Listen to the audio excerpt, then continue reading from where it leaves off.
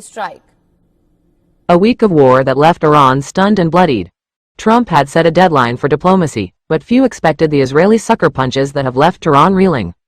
In the week since Israel first unleashed its surprise attack on Iran, many of the assumptions underpinning the balance of power in the Middle East have been swept away, leaving the fate of the region more uncertain than at any time since the Arab Spring. Iranian defenses, which had once seemed so formidable, crumbled in the first minutes as the bombs began to fall soon after 3:30 a.m. on the morning of Friday 13th. Currently working with the Israeli.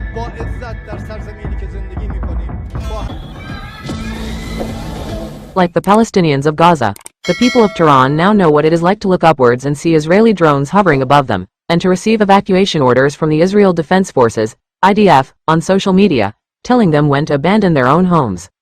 Some of the crown jewels of Iran's nuclear program, built up over a quarter of century and identified by the Islamic Republic regime as being synonymous with the nation's very sovereignty and identity, lay in ruins by the end of the first week of Israeli bombardment. IDF fighter jet strikes on densely populated residential. The above-ground uranium enrichment hall in Natanz was destroyed in the initial wave, along with the facility's power plant. The interruption in electricity supply was likely to have ruined many of the delicate centrifuges spinning at very high speeds enriching uranium hexafluoride gas in the underground facilities, according to an assessment by the International Atomic Energy Agency, IAEA.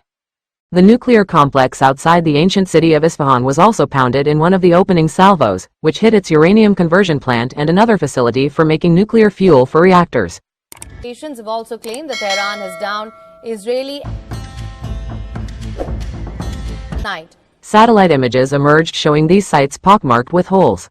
The regime in Tehran, with all its pretensions of being a regional power, had told its population that the privations it had suffered over decades were a necessary sacrifice for the nation's defense against its enemies, near and far. But under fire, the Islamic Republic was impotent to protect its own people, or even its top generals.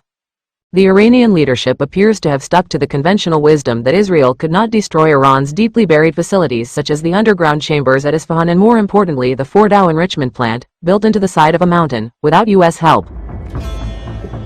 IDF fighter jet strikes on densely populated residential.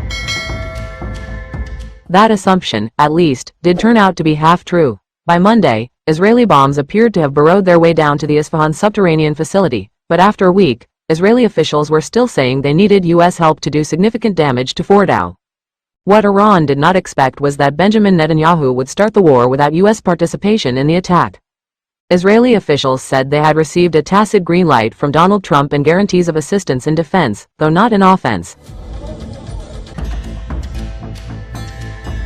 Nations have also claimed that Tehran has downed Israel. By defying expectations and going to war anyway, Israel's prime minister gained the great advantage of total surprise.